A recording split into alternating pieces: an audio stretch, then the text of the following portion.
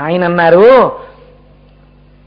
పార్వతీ పరమేశ్వరులకు కొడుకు పుట్టడా అని అడుగుతారేమిట్రా, ఆయన బ్రహ్మమానస పుత్రుడు సనత్కుమారుడు, ఆయన గురించి తెలుసు కదా చిత్రముఖ బ్రహ్మగారికి.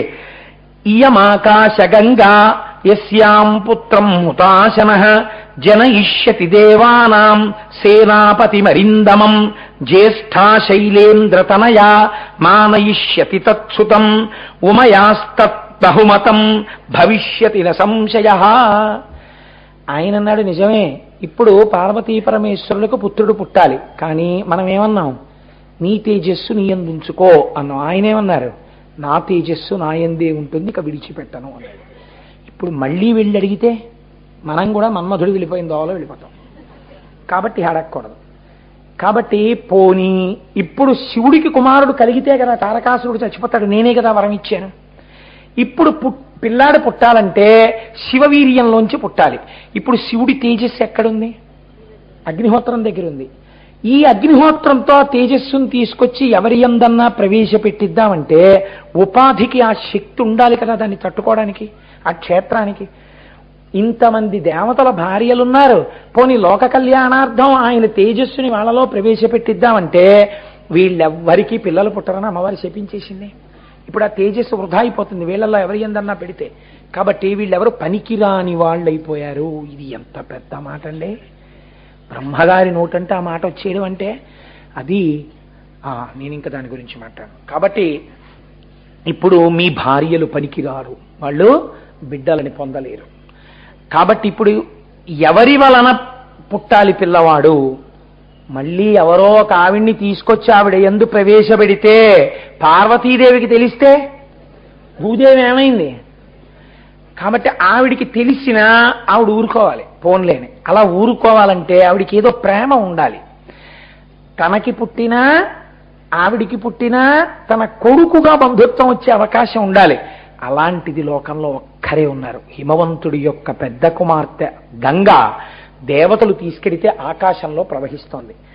గంగ యందు అగ్నిహోత్రం దగ్గరున్నటువంటి శివతేజస్సుని విడిచిపెడితే గంగకి కుమారుడు కలిగితే ఉమయాస్త, అప్పుడు ఆ ఉమాదేవి బెంగ పెట్టుకోదు. పోన్లే మా అక్కకి కదా నా భర్త గారి తేజస్సు వల్ల పుత్రుడు జన్మించాడు, కాబట్టి ఇప్పుడు నాకు కుమారుడే అవుతాడు అని ఊరుకుంటుంది. గంగ విషయంలో ఏమందం. కాబట్టి ఇప్పుడు గంగ యందు ప్రవేశపెట్టండి. అగ్నిహోత్ర నీవు వెళ్ళి శివుడి యొక్క తేజస్సుని ఎందు భద్రపరపబడింది కాబట్టి దీన్ని తీసుకెళ్లి గంగలో విడిచిపెట్టు అంటే తగుదనమ్మా అని దేవతలందరూ బయలుదేరారు. అంటే బ్రహ్మగారు అన్నారు, బుద్ధి ఉందా లేదా మీకు? ఇంతమంది దేవతలు వెళ్ళి ఒక ఆనదాని దగ్గరికి వెళ్ళి ఈ మాట అడిగితే అవతల బాగుంటుంది. ఎలా అడగాలి? ఎవరి దగ్గర శివ తేజస్సుందో ఆయన అడగాలి. నీ యందు ప్రవేశపెడతానమ్మా, నువ్వు స్వీకరించి లోక కళ్యాణం కోసం కొడుకుని కను అని. అంటే బహుశా నా దృష్టిలో అయితే వేరొకరి తేజస్సుని తీసుకొచ్చి ఇంకొక ఉపాధిలో ప్రవేశపెట్టి బిడ్డని కనడం అనేటటువంటి స్థితి పాశ్చాత్య దేశములు కాదు, కుమార సంభవంలో మొదట ఈశ్వరుడు చేశాడేమో ఈ ప్రక్రియ కదండి. కాబట్టి ఇప్పుడు ఏమైంది? నువ్వు వెళ్ళడుగు. దేవతలందరూ అన్నారు, తే గత్వా పర్వతం రామ కైలాసం ధాతుమండితం అగ్నిం నియోజయామాసు పుత్రార్థం సర్వదేవతా. దేవతలందరూ అగ్నిహోత్రుడికి నమస్కరించి అన్నారు, అయ్యా నీ దగ్గరుంది శివతేజస్సు, ఇప్పుడు ఎంత ప్రమాదం, ఒక్కసారి కాని ఆ నీ దగ్గర ఉన్న తేజస్సు కాని పాడైపోయిందా, ఎవరు భరించలేరో, ఎవరు పుత్రుణ్ణి కనలేరో, ఎవరు గర్భమును దాల్చలేరో వారి ఎందరి పడితే వృధా అయిపోతుంది. ఒకవేళ అది పడుతున్నప్పుడు మీరు భారతంలో విన్నారు కదండి, వ్యాస భగవానుడి యొక్క తేజస్సు ప్రవేశిస్తున్నప్పుడు వెలవెలబోతే పాండురాజు గారు పుట్టారు, కళ్ళు మూసుకుంటే ధృతరాష్ట్రుడు పుట్టాడు. ఆ తేజస్సుని పరమ సంతోషంతో ఆనందంగా నీ నుండి స్వీకరించాలి. ఇంత సంతోషమైన మనస్సులతో స్త్రీ పురుషుల సమాగమంలా నీ దగ్గర శివతేజస్సుని తాను పొందడానికి గంగమ్మ అంగీకరించాలి. ఇలా నువ్వు అడగాలని. ఆవిడ నిన్ను చూసి కోపగించకుండా ఉండాలి. 10 మంది పాపాలు తీసే తల్లిని ఇప్పుడు ఇప్పుడు కొంచెం చిన్న పాపమే చెయ్యమని మనం అడుగుతున్నాం. ఎందుకని? ఇంకా వివాహం కాని పిల్లని పట్టుకుని సాక్షాత్ ఆవిడ వరసకి బావగారి తేజస్సుని ఆవిడలో పట్టమని అడుగుతున్నాం. కాబట్టి ఇది 10 మంది అడిగేది కాదు. లోకరక్షణార్థం అమ్మా నువ్వు ఈ పని చెయ్యాలమ్మా, నువ్వు గంగమ్మవి కదా, పాపాలు కడిగేదానివి కదా, నీకు పాపం ఉండదు కదమ్మా, అయినా అది శివ తేజస్సు కదా, లోక కళ్యాణం కోసం కదా అని నువ్వు ఒక్కడవే వెళ్ళడుగు అని దేవతలందరూ కలిసి ప్రార్థన చేశారు. ఒక్కసారి నోరు జారినందుకు ఇన్ని పాటలు వచ్చాయో చూడండి. ఇప్పుడు అగ్నిహోత్రుడు గంగమ్మ దగ్గరికి వెళ్ళాడు. విడిచిపెడతాను అన్నాడు అనుకోండి, సరే అయితే విడిచిపెట్టు అందనుకోండి, ఆయన విడిచిపెట్టాడు అనుకోండి, ఆవిడ వెలవెలబోయింది అనుకోండి. ఇప్పుడు పుట్టేటటువంటి పిల్లవాడు సమర్థతాహీనుడైపోయాడు అనుకోండి, ఏ కారణం చేతనైనా తారకాసుర సంహారం ఎలా జరుగుతుంది? ఈహ శివుడి యొక్క తేజస్సు స్ఖలనం అవ్వదు. ఇంకా వాడికి ఇచ్చిన వరం శాశ్వతం అయిపోయి బహుశా ఈ పాటికి మీరు నేను కుమార సంభవం చెప్పుకోవడం కుదరదు కదా. ఇప్పటికీ తారకాసురుడే లోకపాలకుడు.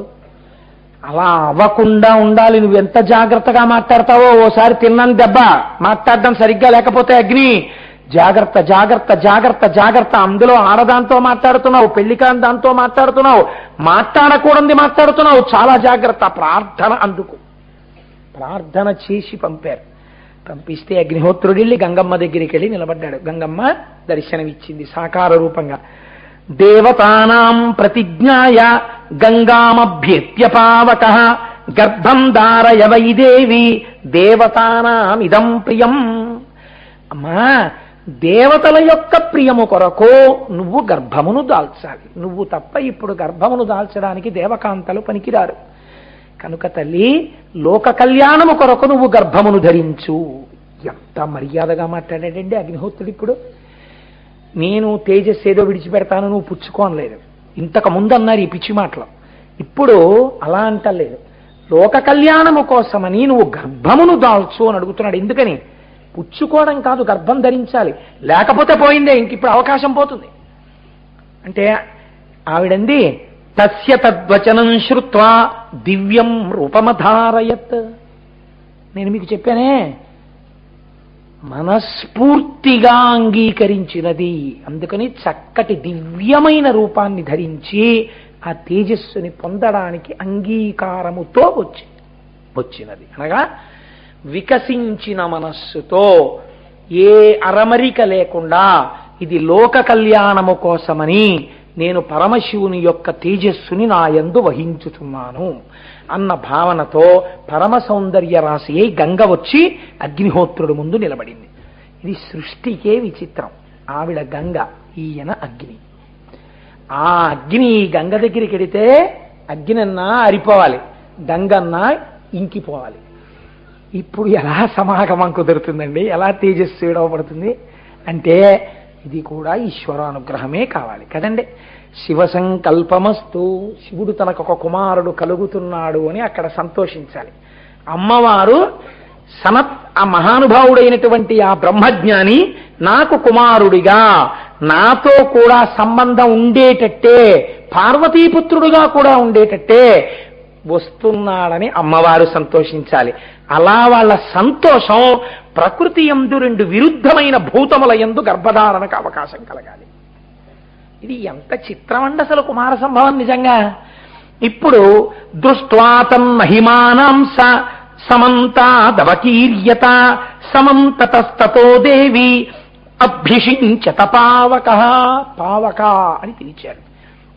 అగ్నిహోత్రుడు తన అవయవములన్నిటి చేత గంగ యొక్క అవయవములను కప్పి తనలో ఉన్న శివతేజమును గంగయందు అభిషిత్యంత్యా విడిచిపెట్టాడు. ఇప్పుడు ఆవిడ గర్భాన్ని దాల్స్తుందా? మొత్తం దేవతలు, యక్షులు, గంధర్వులు, కిన్నెరులు, కింపురుషులు, తారకాసురుడు కూడా అలా చూస్తున్నాడు. నా టైం అయిపోతోందా అని వాడి వర్గం వాళ్ళు. ఈవిడ తట్టుకోగలదా? మిగిలిన వాళ్ళు. కుమార సంభవం జరుగుతుందా? పుడితే పార్వతీదేవికి కూడా కొడుకుగా ఇప్పుడు ఎలా వస్తాడు? ఇది ఒక $1 మిలియన్ క్వశ్చన్. కాబట్టి ఇప్పుడు అందరూ ఉత్కంఠతో అలా చూస్తున్నారు. ఏమంటుంది గంగమ్మ?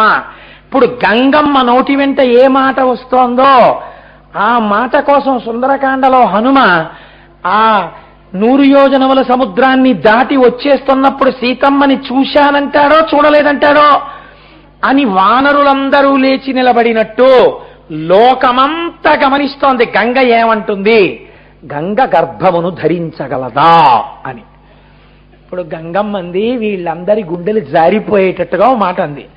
తమువాచ తతో గంగా సర్వదేవ పురోహితం అశక్తాధారణే దేవా తవ తేజస్ సముద్ధతం దహ్యమానగ్నినాతేన సంప్రవ్యధిత చేతన. నేను ఈ తేజస్సుని భరించలేను. గంగ నీరంతా ఉడికిపోతోంది. ఈ వేడి నేను తట్టుకోలేకపోతున్నాను. నీరు ఆవిరైపోతోంది. నాకు స్పృహ తప్పిపోతోంది. నా అవయవములు డసిపోయాయి. ఈ తేజస్సు నా యందు నేను ఉంచుకోలేను. అది నాకు శక్యము కావట్లేదు. నేను దీన్ని ఏం చెయ్యను అని అడిగిందంటే నేను గర్భమును ధరించగలను అని ఆవిడ అనలేదు. ఒకళ్ళు గబగబా తప్పట్లు కొట్టి డాన్స్ చేసి సంతోషపడిపోతున్నారు. ఎవరు? తారకాసురాదులు. మిగిలిన వాళ్ళు గబగబా వేళ్లు విరిచేస్తున్నారు. ఎలా? ఇప్పుడు ఈవిడ కానీ కొంప తీసేసి ఆ వీర్యాన్ని కానీ వదిలిపెట్టేయడమో కరిగిపోవడమో చేసేసిందా? ఆవిరైపోయిందో అయిపోయిందా? ఇంకా తారకాసురుడే లోకపాలకుడు. ఆయన తపస్సుకి వెళ్ళిపోయి ఇక పలకడం. ఎలా హడిలిపోతున్నారు. ఇప్పుడు ముందున్నవాడు అగ్ని భర్తృ రూపంలో విడిచిపెట్టినట్టు కదండి మరి. కాబట్టి ముందు ఆయనే మాట్లాడాలి. ఆయన వెంటనే ఈశ్వరుడు అనుగ్రహించాడండి. ఆయన అన్నాడు, ఇహ హైమవతే పాదే గర్భోయం సన్నివేశ్యతాం. ఆ హిమవత్ పర్వతం మీద పార్వతీ పరమేశ్వరులు ఉన్నారు. లోకరక్షకుడు, కాపాడి తీరుతాడు. కుమారుణ్ణి ఇచ్చి తీరుతాడు. సుబ్రహ్మణ్యుడు పుడతాడు. ఇది ఆయన నమ్మకం. నువ్వు భరించలేకపోతే అటు ఇటు చిమ్మీకు ఆ తేజస్సుని తీసుకెళ్లి హిమవత్ పర్వత ప్రాంతము యొక్క పాదముల దగ్గర వదిలిపెట్టేసేయ్ అన్నాడు. అనేటప్పటికి ఆవిడేం చేసింది? గబగబా తీసుకెళ్లి ఆ తేజస్సునంతటినీ హిమవత్ పర్వత ప్రాంత పాదాల దగ్గర వదిలేసింది. వదిలేస్తే ఇప్పుడు ఎలా? మళ్ళీ భూమి మీద పడింది ఇప్పుడు కదండి. భూమి గర్భం ధరించచ్చా? కొడుకు పుట్టడు. అమ్మవారి శాపం ఉంది భూమికి. కాబట్టి ఇప్పుడు అందరి తలకాయలు వాలిపోయాయి. అన్నన్నన్నన్నా 1 బాల్ లెఫ్ట్ 1 రన్ రిక్వైర్డ్ అంటే నిష్కారణంగా 3 అడుగులు ముందుకొచ్చి ఫుల్ టాస్ వదిలేసి రన్నగ పరిగెత్తి దేశాన్ని ఓడించేసిన వాడిని చూసి తలకాయలు పట్టేసుకున్నట్టు ఎంత పని చేశాడు రా. కంగారులో తీసుకెళ్లి హిమవత్ పర్వత పాదాల దగ్గర వేయమన్నాడు. ఇప్పుడు భూమి మీద పడిపోయింది ఆ తేజస్సు. కుమార సంభవం జరగదా? దేవతలందరూ తలలు వాల్చేసి ఏం జరుగుతోంది అని ఆ హిమవత్ పర్వత ప్రాంతం వంక చూస్తున్నారు. ఒక పెద్ద మెరుపు ఒకటి పర్వతం అంతా కాంతితో నిండిపోయింది. కుమారుడు పుట్టేశారని కంగారు పడిపోకండి గోపాలకృష్ణ గారు. ఇంకా ఆయన ఏం పుట్టేలేదు. అప్పుడు యదస్యా నిర్గతం తస్మాత్ తప్త జంబూ నదప్రభం కాంచనం ధరణీం ప్రాప్తం హిరణ్యమమలం శుభం. ఈ తేజస్సు వెళ్లి భూమి మీద పడగానే ఆ భూమి మీద విశేషమైనటువంటి బంగారం పుట్టేసింది. దాని తర్వాత వెండి పుట్టేసింది. దాని క్షారములోంచి రాగి ఇనుము పుట్టేశాయి. దాని తేజస్సులోంచి తేజస్సు యొక్క మలంలోంచి తగరం సీసం పుట్టేశాయి. మిగిలినటువంటి తేజస్సు యొక్క అణువులు భూమితో కలిసిపోతే నానా రకములైన ధాతువులు పుట్టేశాయి. అంటే ఇప్పటికీ మనం గనుల్లో తవ్వుకుంటున్నవన్నీ శివుని యొక్క తేజస్సే. ఆయన అనుగ్రహంతో బతుకుతున్నాం మనం.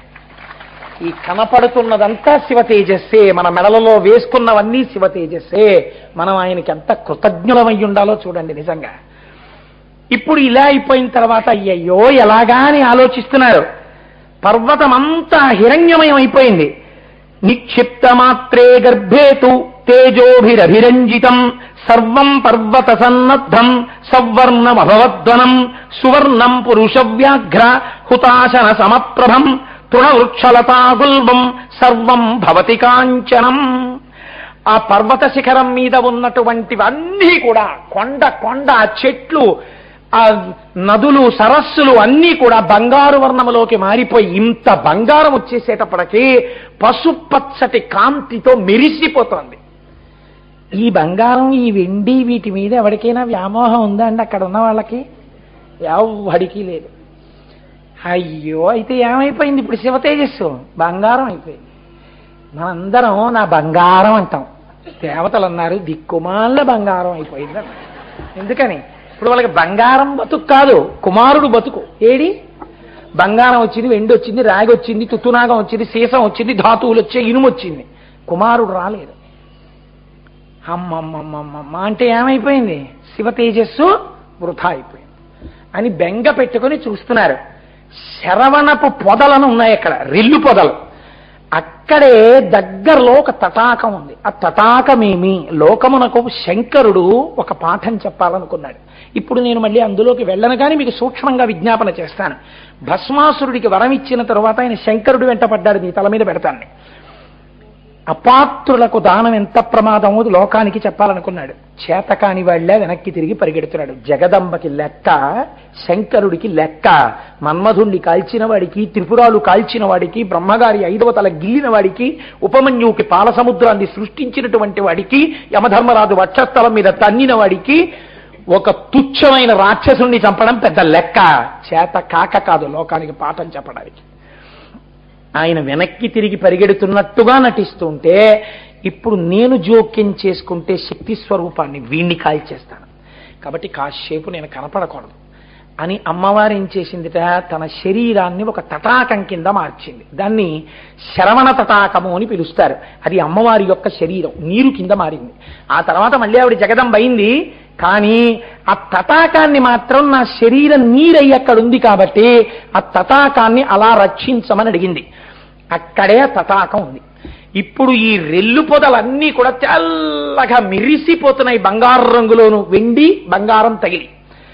అందులోంచి గభాలన ఒక తేజస్సు ఒకటి, ఆకాశ స్వరూపుడై అంతటా నిండిపోయినటువంటి పరమశివుని యొక్క తేజస్సు వాయు సహాయంగా అగ్నిహోత్రము వలన నీటి యందు గంగయందు పెడితే పైకి లేచి పృథివీ యందు పడి పంచభూతాత్మకమై తేజస్సు పైకి లేచి శరవణ తటాకమునందు పడి పార్వతీదేవి యొక్క శరీరమునందు పడినవాడయ్యాడు కనుక అమ్మవారికి కొడుకై ఒక్కసారి మెరిసిపోతూ బంగారు రంగులో ఒక పిల్లవాడు శరవణ పదార్థంలో